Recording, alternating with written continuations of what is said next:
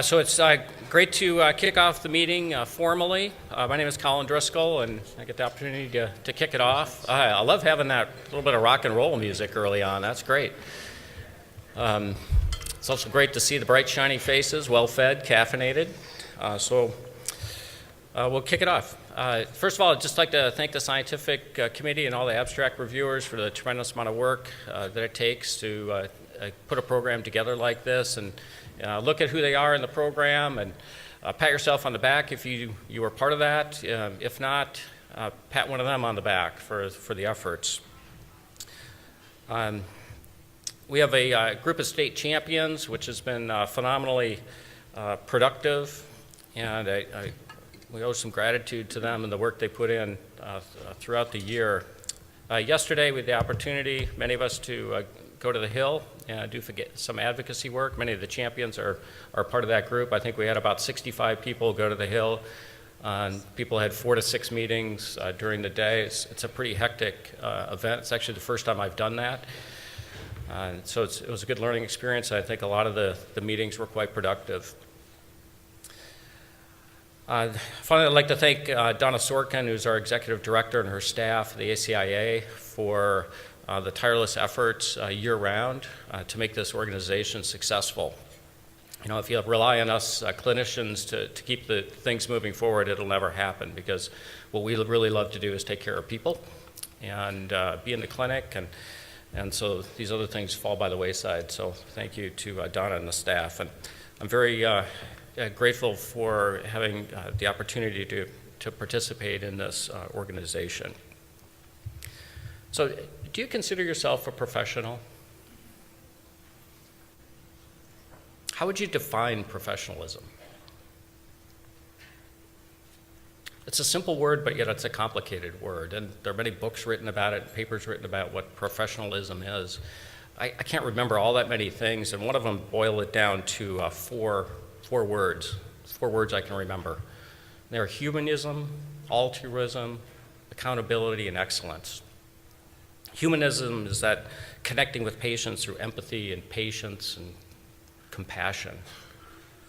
Altruism is that selfless concern for the well-being of others. Accountability, at the end of the day, we're responsible for what's going on in our sphere. Nobody else, we are responsible. And then excellence, the lives of the people we serve are too important to be treated with mediocrity. It's our job to be good at what we do, not just good, but excellent at what we do. The next few days are about building ourselves in that excellence domain, listening to people, learning from people, sharing what you know so other people can learn and become better professionals. And I think a true professional will leave this conference better equipped to care for the patients and families and others with hearing loss. We have a few special events this year. Friday afternoon, we have the Sirius XM radio show. Sean McMenemy's NYU neurotologist. He's been doing this show for a number of years now. That's a couple hours. It's usually a live broadcast on Sirius XM. A lot of us have participated. We're going to have the studio here, and we weren't able to do it live, but we'll record it and it'll play it later this weekend. And then the Listening Project premiere, which probably everybody in here has already heard about by now, will take place on Friday evening, and I'd like to welcome everybody to come to that. I think that'll be an exciting and different event. So with that, we're going to play the trailer, and then Donna will introduce one of our special guests for this morning. So go ahead and cue up that trailer. All right, I'm speeding. I'm speeding. I'm Zachary Zaremba. I'm 24. I don't even know the exact kind of hearing loss I have, but most of it's gone. I don't wake up every morning and think, oh, I'm deaf. I remember having a box on my chest. It was about this big. There was no way around it. I was different. I used to act as though if it were a radio, even though there was no music coming in. I just always remember being this way. I tried so hard to be quote unquote normal. I just didn't want people to know I had a hearing loss. I'm not the way I am just because I grew up this way and I speak the way I do. It took a lot of work. I had to make sure that I met with every single teacher. It's almost like I went to class twice. When you're out and you're with a group of people you've never met before, that's intimidating. I had trouble finding a job. Every once in a while I would get the question, how are you on the phone? And the risk is she going to be able to keep up? You don't know what you missed. You missed stuff and you have no idea that it ever happened. Oh no, my battery's dying. I always have a spare battery packed in my wallet. People hear that I'm deaf. Their instincts automatically take them to this place where deaf doesn't exist anymore. When I take it off, my deaf disability comes out. My voice becomes more monotone.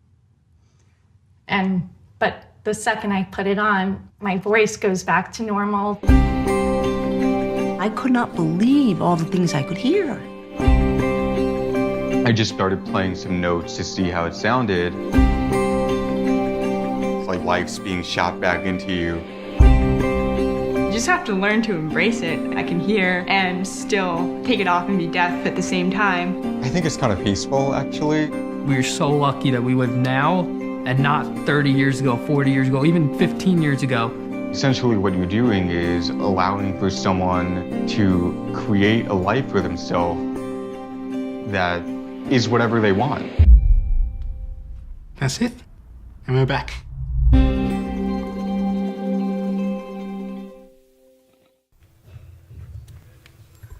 Do join us on Friday night.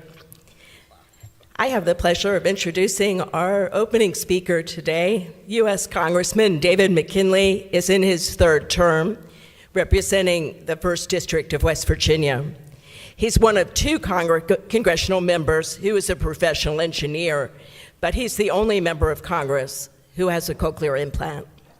The congressman is a proud 7th-generation West Virginian and the founder of McKinley & Associates, an architectural and engineering firm that he ran for 44 years before being elected to Congress. He serves on the Committee on Energy and Commerce, addressing energy, environmental regulation, and healthcare. Mr. McKinley is the co-chair of the bipartisan Congressional Hearing Health Caucus, which has advocated for passage of hearing-related legislation, such as the Early Intervention Act. He has taken an especially active role and interest in issues affecting access in hearing technology, including cochlear implants. He argued for continued coverage of auditory osseointegrated devices when CMS threatened to remove Medicare coverage, a position that helped maintain coverage. We have been inspired to hear him say that a cochlear implant made it possible for him to serve in Congress, and we're grateful for his work to advance access to cochlear implants and other hearing technologies.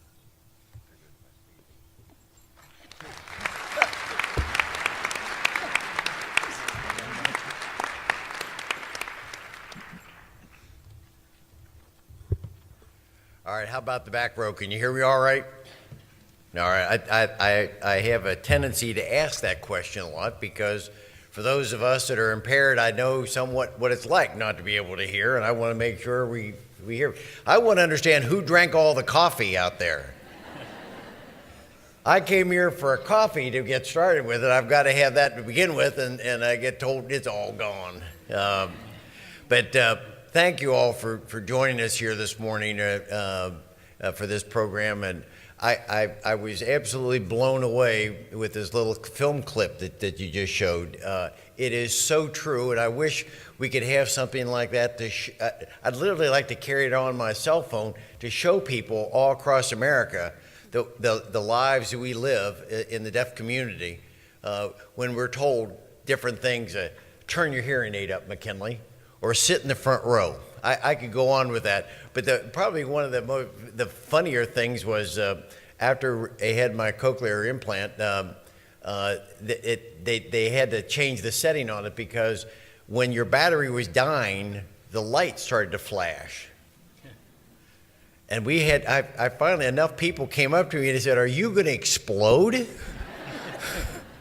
And it was, we just hadn't realized that it was, because I can't see it flash. I have no idea. Why is it flashing? It's telling, it's beeping on me. I know it's dying, but I'm telling everyone around me, back up. I'm going to explode. And then they finally change the setting on it. So those of you that are in the business, don't allow your client to walk out with that thing beeping on you, signaling out there. That's not a good sign with it. But I want to open up just a little bit with a little bit of levity here this morning, since you didn't give me coffee. The one thing when I came to Washington, and now it wasn't just 3 terms ago, it was 4 terms. Now I'm in my 8th year. That I saw a lot of people change when they come to Washington for whatever reason. Maybe it's the water. So as a result, my wife and I, Mary, we bring our water to Washington because we want to make sure that it's not the water that we're drinking that maybe has an effect on us. But I tell you, one thing that she does is I think is very important for me and for many of us is try to keep our egos in check. Because you come here, you're one of 435. There are only something like 15,000 Americans ever served in Congress. So it can be for some people an ego trip. I had the fortune of running an architectural engineering practice. It was one of the largest in the East Coast. So I had already accomplished some things in my life. But coming here, I saw people changing. And so I said one time, coming back to so Mary's job is to kind of keep me in check, make sure my ego doesn't get out of line. So we often have late night votes, and we were walking back, she was here that week, and we were walking back to the Capitol, and if you've ever seen the dome of the Capitol at night, with that lights on it and the dark sky behind it, it's awesome. And I turned to my wife and I said, Mary, in your wildest dreams, did you ever think we'd be here in Washington? She didn't miss a beat. She looked right back at me and said, honey, you're not in my wildest dreams. So that's her job. She's doing her job to make sure that we keep a good sense of balance of what our job is to do here. And one of the things that I've come to learn, so I can get right to it, and that is, as Donna said, I'm the only member that I know of, I think that's correct, I'm the only member that has a cochlear implant on the Hill. And as a result of that, I'd like to think of myself as a poster child of success, of how something like this can change your life and be something that's very important to us. I've had this implant. It was put in 13 and turned on in 14, January of 14 or February of 14. So I've had it 4 years. I can tell you some side stories of how that, when I first turned it on, was all you get is that crackling noise. And I finally adjusted myself and focused on it by taking my hearing aid out of my other ear and made myself learn how to hear. But it has transformed my life. It's changed my life entirely. Because I'd had this hearing on my other, I'm down to probably, 10 or 20% hearing on my right ear. But I've had a hearing loss now for over 40 years. 1976 is when I first started wearing a hearing aid. So you can imagine how the transformation in the audiology, how it's changed in implements over the years to be able to do that. So unfortunately, one thing that I try to make sure people are aware, and I talk to a lot of our members of Congress, and I talk to people when I was in the business world about reaching out to find out those that, because any of us in the business, we understand you can look over a crowd and you can find out who can't hear. And what I do is I try to get to them and try to find, have you determined what your problem is? Get to a doctor. And that was one of the things I had over the over-the-counter hearing aid. So we got into a little debate over that because they were trying to skip a step. And I'm fine with the over-the-counter, but make sure that you get to professionals to find out what's causing your loss. And as a result, we got a couple amendments added into that legislation to try to help out on that. So it's something that's very important for people to understand. And I like being that, I guess if you remember those of us, I look out here and I don't see too many of you old enough to remember that TV series, The $1 Million Man, Lee Majors. Well, that's kind of how I feel. I'm running around, I got electronic on this ear and I got electronic on this. I feel like that bionic man out there to be able to hear, because I hear nothing. At night, when I go to sleep and I take out my hearing aids, I go into that world that they were just talking about. It's very silent. In some ways, I say it's beautiful. but it's also troubling because I don't know, I can't get an alarm. I can't, when I go to a hotel, how am I going to wake up? Because they can call, knock on the door, or they can call me. I'm not going to wake up to that. I have to have special devices to be able to do that. So I don't think the hearing community understands what we go through. So it's your job, a lot of what you're trying to do, to help out with those that, as I said, how we've been told, turn your hearing aid up, sit in the front of the room, pay more attention. Those are insulting remarks. And generally when someone says that, I cross the line, I just go even further to antagonize people, that when they start making fun of folks that you can't hear very well with it. But I've had the chance to counsel, I don't know how many, we've got several in Congress I'm working with right now. I know at the Johns Hopkins and the doc here from Mayo Clinic, that's where I began until my doctor retired. But I've referred now 3 people now on the Hill that they should at least consider getting a cochlear, because it so much transformed my life. Donna's right, I couldn't serve in Congress. I could see in a few years how gradually that deterioration was going away, because in committee rooms, when they turned and walked away talking to you, or someone presenting, you just didn't hear it. How am I supposed to represent the state of West Virginia? How am I supposed to represent the hearing community when I can't hear what's going on with that? And then I had the pushback in the office. Several people would come into my office, numbers of people would come into office in opposition to what I was doing. And being in opposition to being an advocate for cochlear, being an advocate for hearing aid. They wanted me to learn sign language. You've probably heard that. And I just disagree with that. I know I can sign some, but that's not the solution. To be integrated into society is to be able to hear.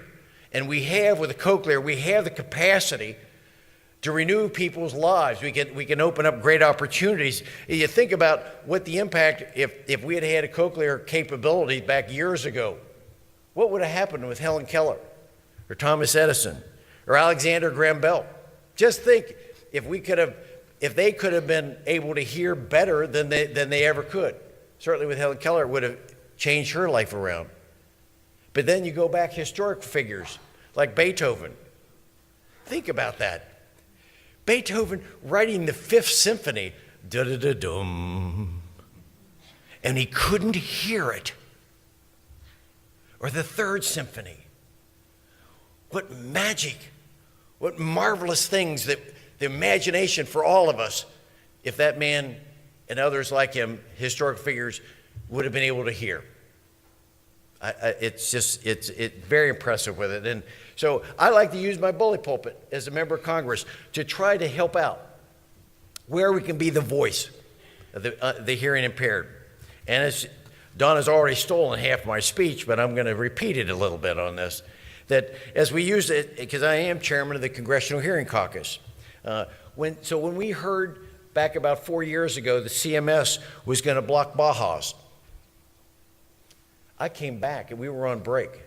I came back and had a meeting with them in my office, and I said, you either change your position or we're going to have legislation and reverse it ourselves, and we'll do it statutorily. Within 2 weeks, they reversed their position. And in part, it was a personal effect, because my grandson can't hear at all, and he relies on a Baja. So I was able to talk to people in a personal way. This is what you're doing to people if you don't allow them to have a Baja. They changed it, and they did away with it. And then when the VA decided to do away with their auditory implants, and we intervened on that one as well, and we got them to reverse that position. I think they're finding out this Scotch-Irishman, don't walk into my office if we're going to be in opposition, because I'll fight you toe-to-toe on this until we get our things resolved. I'm not going to back down from a good fight on something like it. And then when the CDC wavered on whether to have early hearing detection and intervention, we authorized a program, put even more money into it, because I know that's what we have to be doing. And I think you all out there would agree with me. Those are the kinds of initiatives, kinds of reinforcement we have to have, and I love being that spokesman to be able to push that back. And then when we heard Donna was telling us about how the VAs are not doing cochlears in a proportionate level to the rest of the public, we've now crafted letters, and they're asking for a meeting with them. I don't think they understand what they're going to do when they walk in, or I come walking in on them, because I think we're going to see a change in their attitude. And if we don't, I'm going to be back on the doorstep again. Because this, a cochlear implant, changes people's lives and gives them the opportunity to be everything they can ever have been if they could just have a chance to hear once more again. But we got a lot of work to do. I know that, and all of you know that. So what I'd like to leave you with this is, you have an advocate. You got me as an advocate on the Hill. I'm not shy about making my position known and speaking out on it. I can talk to you about from a very personal standpoint of how this is, and I want to continue working with you and in behalf of the hearing impaired, and particularly those for cochlear implants. And it made my life better, and I think how many more lives you all out there could be affecting other people. So I thank you very much for what you do for the hearing loss community. I thank you for the manufacturers for continuing to develop it.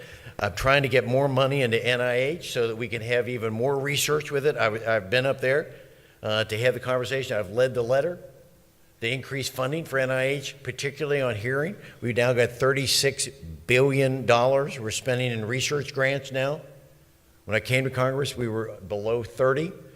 It's one that I think as a Republican, as a responsible individual, we need to put more money into research, and I want to see a lot more focus into healthcare research, especially on hearing losses, because I understand what that could do for all of our lives. So I thank you for the attention you've given me, and I thank you for giving me the technology for me to be able to serve and represent the state of West Virginia, and God bless this country, and God bless West Virginia. Thank you very much.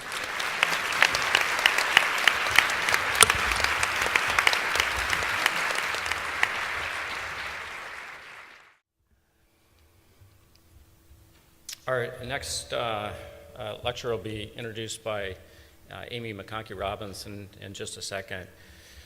Dr. John Niparko is known to many of us in this room personally and professionally.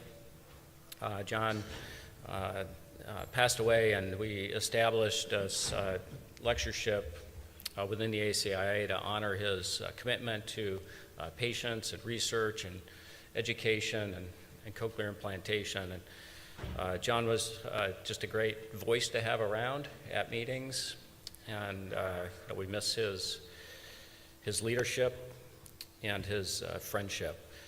So this year's lecturer will be introduced by Amy.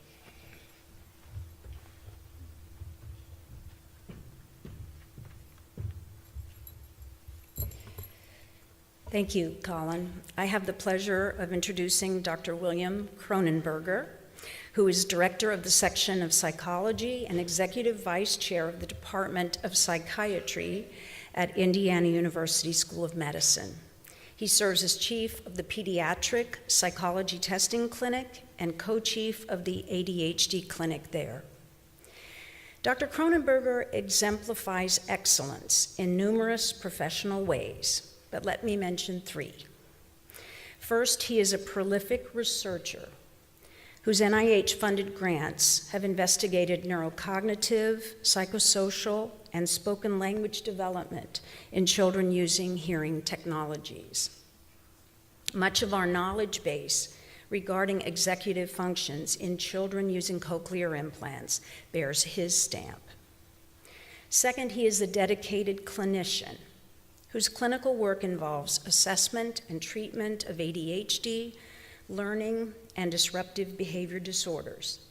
He's developed many widely accepted clinical tests that are used nationally and internationally, including the LEAP, the PIBS, and the CHAOS. Third, Bill is a trusted colleague. He is generous with his time and his service to the profession. He has mentored many residents and postdocs, including a number who are in this room today, who themselves have gone on to make important contributions to our field. Researcher, clinician, colleague.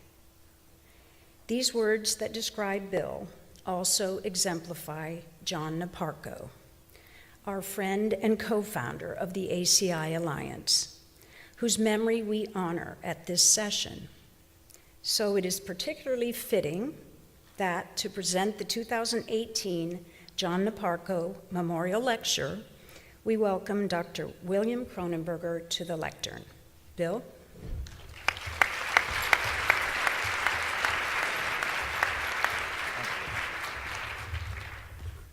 Good morning. Thank you, Amy, for that kind introduction. This means you're going to take all of my referrals right away now, I assume? Is that good? Amy and I have the pleasure of collaborating clinically as well. I want to start off by thanking the conference organizers for inviting me. It is a great and humbling honor to talk in front of such a distinguished audience, and also to be giving a lecture in the name of someone as key and accomplished and a leader as John Niparko. And my presentation is coming up on the screen right now, maybe?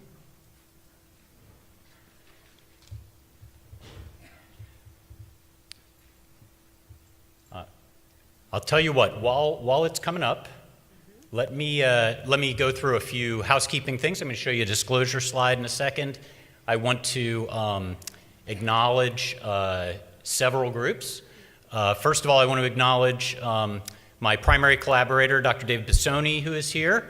I also would like to acknowledge the terrific research team that I work with. If I ever say I did something, that's completely untrue. It should be we. So we have Kayla Montgomery, we have Shirley Henning, Allison Ditmars in the audience, my postdoc Gretchen Smith, and then the other PIs that I've collaborated with, Irina Castellanos, Rachel Holt, and of course, historically, Rich Miyamoto is at our site. So this is going to require some visualization here. Imagine that I'm showing you a set of pictures about Indiana University School of Medicine. By the way, let the record show, I did make sure that this ran this morning, so I'm not quite sure. Anyway, so our research was done at Indiana University School of Medicine. I want to make sure that I acknowledge our partners locally and nationally that help us do this research as well. We are fortunate to work with a number of organizations locally that help us with recruitment. The organizations also help us with disseminating our results, because we want not only to do research, but also to translate these results and present them to parents.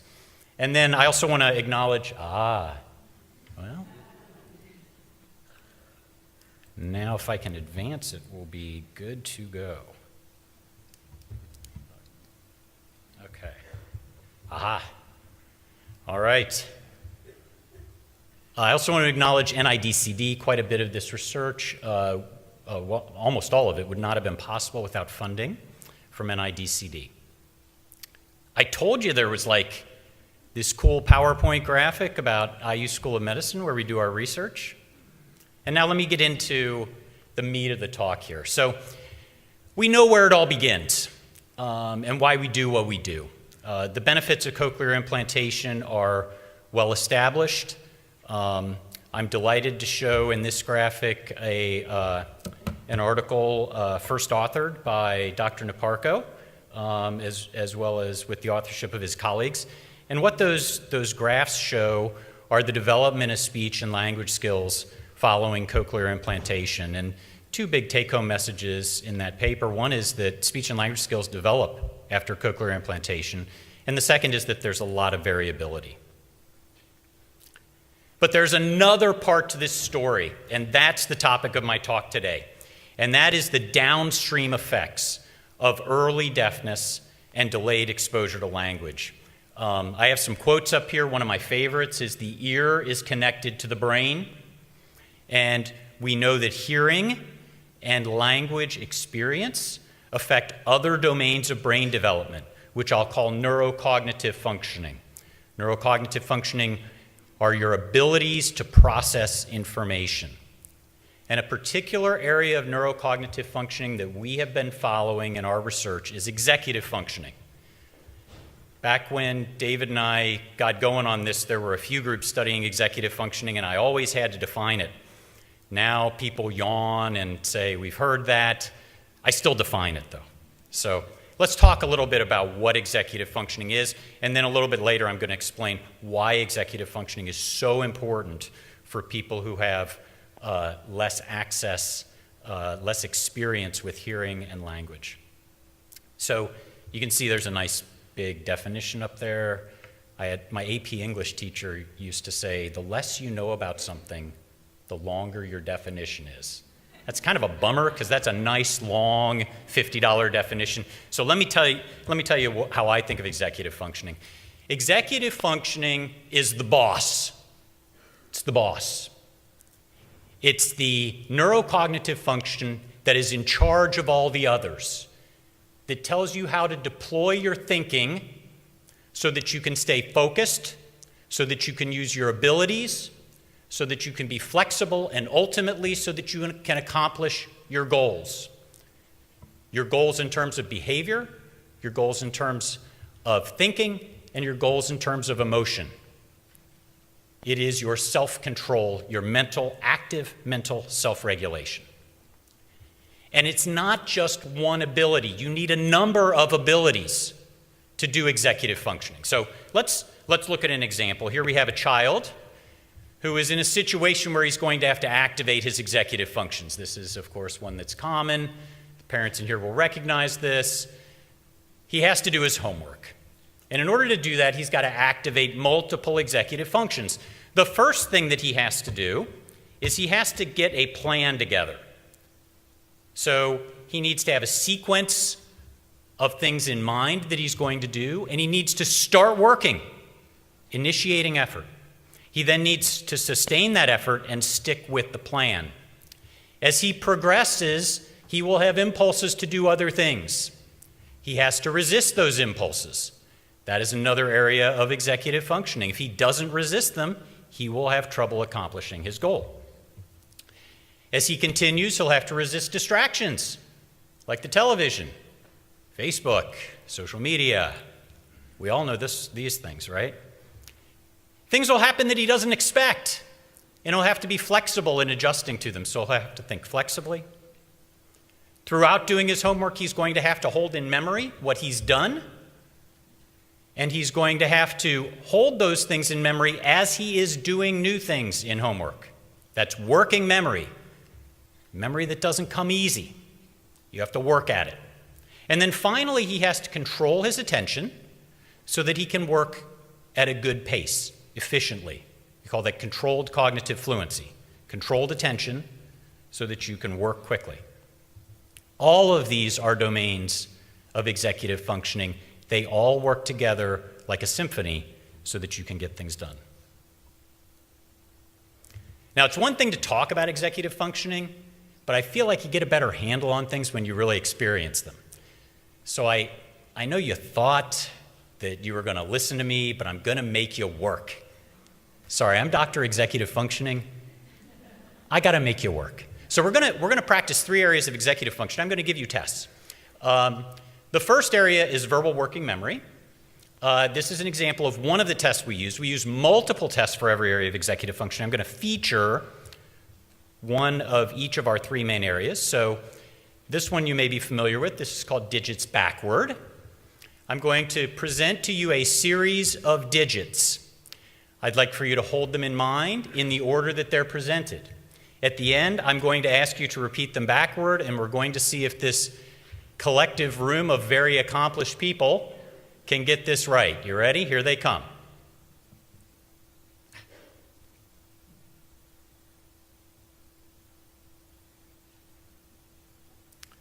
Okay, now, let's have those backwards. So the last one was, okay, very good. Okay. I'm getting more disagreement now, okay. 6, 9, 7. By the way, the reason I'm so good at this is that's my parents' phone number. Wait. With 1 digit change so I don't get into trouble. Okay. Now, what did you have to do during that? You had to remember what was presented, but you had to work at it.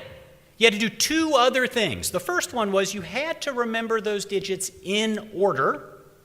And the second thing you had to do was you had to reverse the order as you recalled them. So your brain was doing several things at once.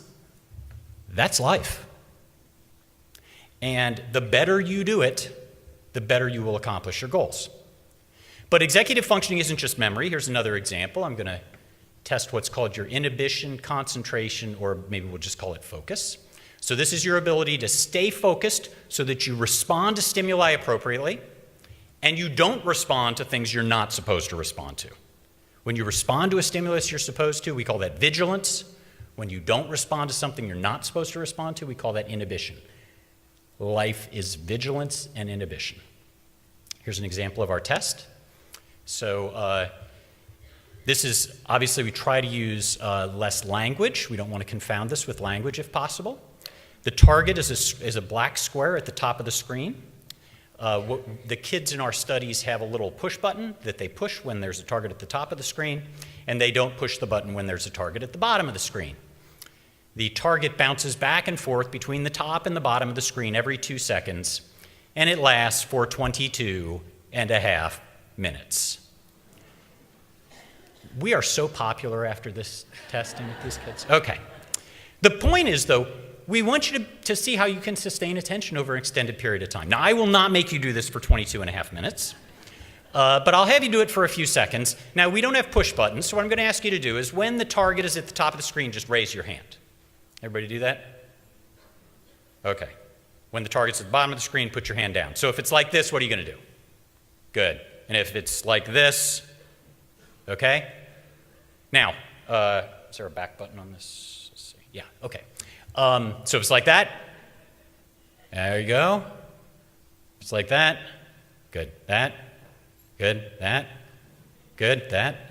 Oh, you should see yourselves. All right. So now I'm going to do the test. Now, one other thing. I want you to respond as quickly as you can. As quickly as you can. You ready? Okay. Here we go.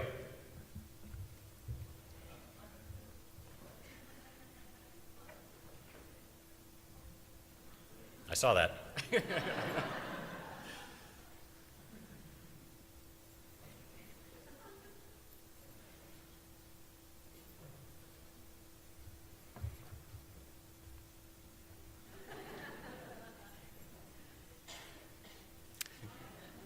Outstanding.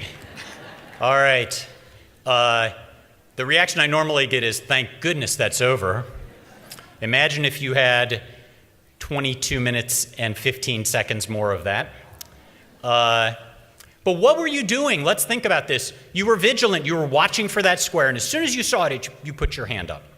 Because it was spatial, you didn't use language very much, probably not at all. As a matter of fact, if you use language, you go slower, okay? And then when the square was at the bottom, you started to put your hand up, but you put it back down. And that inhibition, holding back on an inappropriate behavior, is critical. One last practice area of executive functioning, we call this controlled cognitive fluency. This is focusing your attention so you can work quickly. Now, what's going to happen on this slide is you're going to see all kinds of different shapes. Your target shape is a semicircle. I know that's not a semicircle. I am visually artistically challenged, but not as visually artistically challenged as PowerPoint, which has no semicircle that you can put. So this is the closest I could come. I'm going to show you a slide that has literally hundreds of shapes on it. What I would like for you to do is to count the semicircles to yourself as quickly as you can. See how many you can count. I'm going to give you 10 seconds. For our kids, we actually give them 30 seconds, but in the interest of time, we're going to do it just for 10. No cheating. You actually have to look at it and count it as you go. You'll have 10 seconds. Count to yourself as many as you can. At the end, I want to know how many you've gotten. Here we go.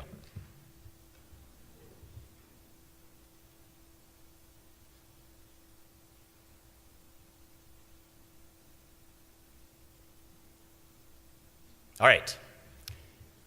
Did anybody get over 30? Liar. Oh, no, I'm just teasing. Okay.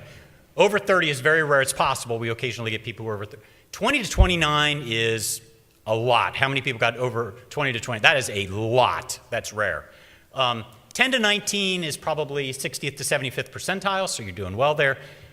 5 to 9, that's all right. You took your 0 to 4, I'm going to have a little executive function coaching meeting after the talk, so come and see me afterwards. Now that we've got a feel for what executive functioning is and for three major areas of executive functioning, I want to talk about why. Why are we concerned about the development of executive functioning in kids with cochlear implants?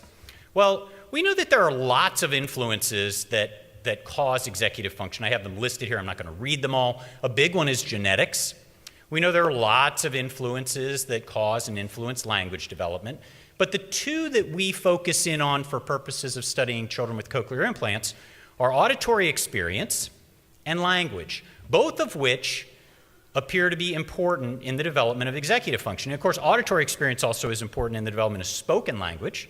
So it affects executive functioning not only directly, but through its effect on language. I'm going to spend some time talking about the research that shows executive functioning in kids with cochlear implants, understanding that their reduced auditory experience, particularly prior to the implant, and their reduced exposure to spoken language, again, prior to the implant and to some extent afterwards, put pressure on the development of their executive functioning. And they put pressure on perhaps using other influence, executive functioning influence to compensate, or they may actually increase the risk of executive functioning delay. And then toward the end, I'm going to talk about an exciting thing in our research, which is that executive functioning also seems to influence spoken language outcomes. And if that's the case, then we may have a new area of intervention to help to improve spoken language outcomes in children with cochlear implants. So I'm not going to go through all this. Yes, I am a researcher, and you got to have lots of circles and arrows in your model. Fine. Okay. Why would hearing and auditory experience be important for the development of executive functioning? Simply put, auditory experience, hearing, gives the brain a chance to practice executive functioning. And that practice is constant. It is a constant inflow of sensory information. One way you can see in the upper left here we have a child, and he's having to listen to an adult speaking.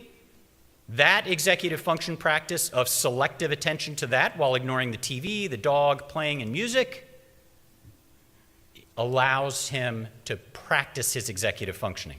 Another way is integrating auditory sensation with other sensations, which teaches you how to organize complexity. And then finally, processing auditory signals sequentially involves things like working memory and sequential processing, all of which are important in the development of executive functioning. So hearing and auditory experience provide practice with executive functioning. Language is also crucial in the development of executive functioning.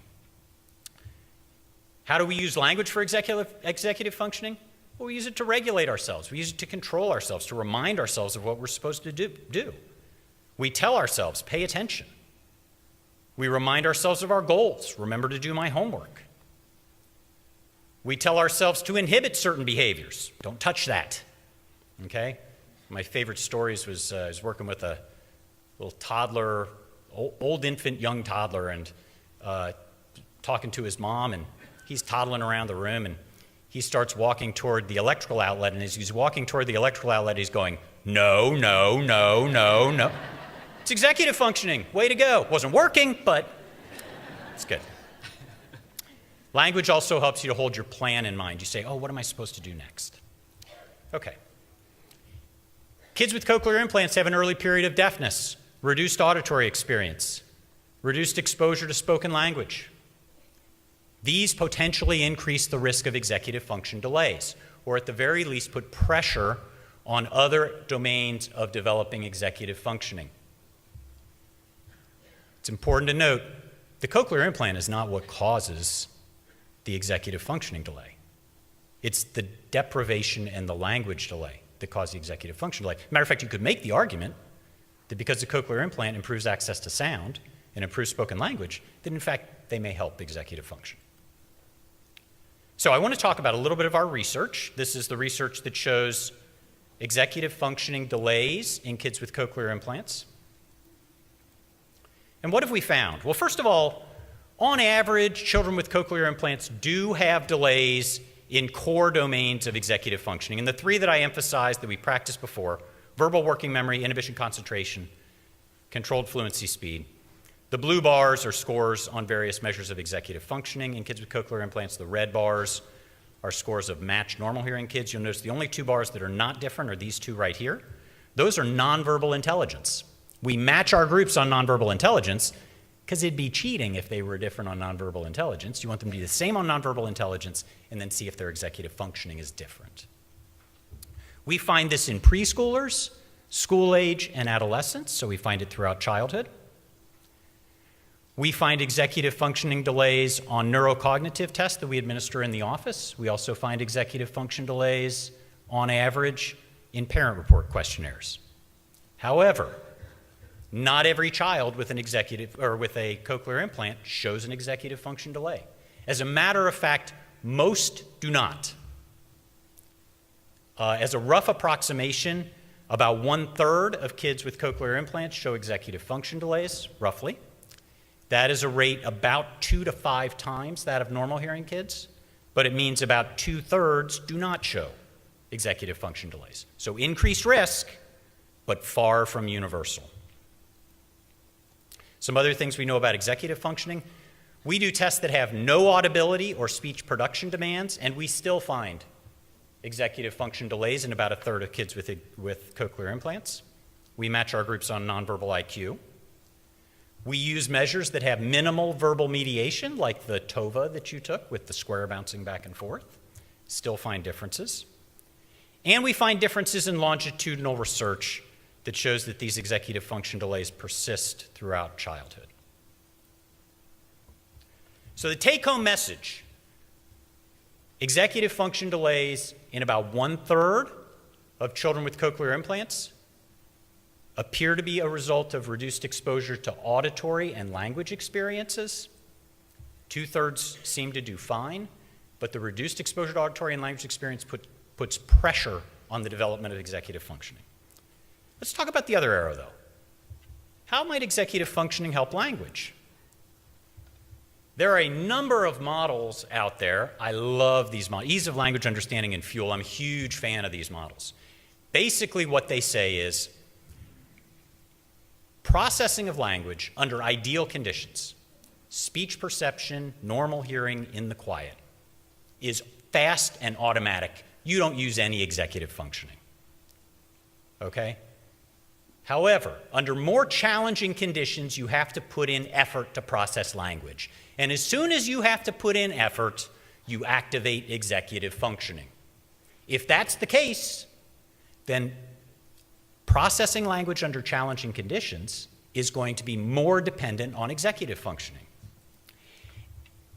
And if you have a cochlear implant, a lot of language processing conditions are going to be more challenging than average, and therefore, people with cochlear implants likely are putting in the more effort, they likely are activating their executive functioning, and as a result, the ones with better executive functioning are probably doing better with their language skills. Oops, sorry, wrong direction. 2 areas of executive functioning that we focused on being important in the processing of language by children with cochlear implants are verbal working memory and controlled cognitive fluency. Why? Because verbal working memory is like the size of the bucket that you hold your language in. The bigger your bucket, the more language you hold. The more language you hold, the better you process. Controlled cognitive fluency is like the throughput. If you think of it as like a funnel, it's the size of the bottom of the funnel. The bigger the bottom of the funnel, the more language throughput you get. The tighter, the slower, the less language throughput. So the more language, the faster the language that you process with your executive functioning, the better your language is likely to be. Is there research supporting this? We've done this research as well. So let's start with the most limited type of research, correlational research. Children with cochlear implants who have better executive functioning have better speech and language outcomes. Now it's correlational, so we can't say about the causal direction, but at least it's consistent. Executive functioning is more strongly related to language in cochlear implant users than in normal hearing peers, which would make sense if they are having to put in more effort processing language. And we also find that in speech perception. My postdoc Gretchen Smith is working on that right now. But correlational study is not the strongest method. What about longitudinal? If we look at executive functioning at early ages, will that predict speech and language at later ages? And the answer to that is yes. Children with cochlear implants who have better executive functioning when they're young have better spoken language skills when they're older. And in fact, executive functioning is more strongly related longitudinally to speech and language in kids with cochlear implants. That's the blue lines here, which shows that as their executive functioning goes up, their speech and language goes up, than in normal hearing peers, which are the red lines, where executive functioning much less closely related to language. But the gold standard is doing an experiment. So what if we could sort of eliminate your executive function temporarily and see how your language does? And so we've done a study for this we've used a couple of different language measures, but I'm going to show you one called a lexical decision task. And all that happens here is the examiner or the computer, the speaker, says a word, so you don't actually see the word story. A word is said, and you have to point to yes or no, whether it's a word or a non-word, as fast as you can. And the speed that you point to the yes or no tells how fast you can find that word in your mental dictionary. So if I say story, you would point to yes. If I say Nudine, you would point to no. And this is showing how fast you are searching for that word in your mental dictionary. If we do this condition, just like I said, kids with cochlear implants are slower at finding words in their mental dictionaries than normal hearing kids. We know this has been well established. However, we have a way that we reduce the available executive functioning during this task. And what we do is we just ask them to remember a numeral while they're doing this task. By remembering this numeral, we're taking away some of their verbal working memory, some of their executive functioning. If executive functioning is important in the language test, then if we take away a little of the verbal working memory, they should be slower. But if it doesn't matter, if we take away the verbal working memory, it should be the same. And I pushed the wrong button. Oh, there we go. So here's what the task looks like when we try to take away a little of their verbal working memory. You see a numeral, you have to remember it. You push no, and I say, what was the numeral? Okay. Seems easy. And for normal hearing peers, it is. The red bars are their speed of hitting yes or no after seeing the word. Kids with cochlear implants are slower, we know that. The yellow bars are their speed of hitting the yes or no button when they have to remember the digit. For normal hearing kids, it doesn't matter. You give them a digit to remember, I wasn't using my executive functioning anyway. I'm every bit as fast. Our kids with cochlear implants slow down. Hey, I need that. Don't take that away. I need that. That is an experimental manipulation that shows us that, in fact, kids with cochlear implants are using executive functioning during their language processing at a rate more than normal hearing kids. So what are the implications of this? Well, first of all, let's go back and talk about, roughly speaking, a third of kids with cochlear implants at risk for executive function delays because of that reduced exposure to sound and language during early development. And kids with cochlear implants are more dependent on executive functioning when they're processing language, particularly challenging language. What are the implications for practice? First of all, I don't know how many cochlear implant clinics are routinely assessing kids for executive function delays. And given this, we probably ought to be doing that more. We're trying to get some very quick, easy measures of executive functioning that would not cost a lot of time that we can disseminate for people to use. By the way, just contact me. They're free. I'm a horrible businessman. It's yours. Okay. Secondly, if we improve executive functioning, perhaps we may get a bonus improvement in speech and language functioning, which then raises the question, and this is at the end of my talk here, can we improve executive functioning?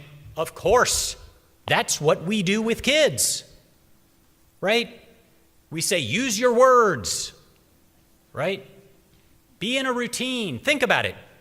Do you expect more control out of a 13-year-old than out of a 3-year-old? Well, maybe not. All right, let's go to Well, when you're older, you have better control. Let's just leave the teenagers out of this, okay? We embed kids in environments that teach them executive functioning, and they learn it. What that means is we can teach environments how to promote executive functioning. School, home. We can also provide teaching opportunities for kids in lab environments. Probably that's not going to have a long-term effect, though, unless we carry it into the real world. So, I can either stop my talk at 30 minutes like I'm supposed to, and I see Amy watching me, or I can do another 3 hours on all the different ways we can improve executive functioning. So I'm so sorry that I do not have 3 hours. But what I do have are handouts that have very nice websites that will talk about ways that have been proposed to improve executive functioning. I think ACIA is I think these are being put on the web. At the very least, you can get them from me. And feel free to use Allison's email. Sorry, Allison. devinfo@iupui.edu. If you can't find the handouts, we'll make sure they get to you. Thank you very much for your attention. I hope it was illuminating. It's a great honor, and a great honor to be able to speak a lecture in the name of Dr. John Niparko. Thank you.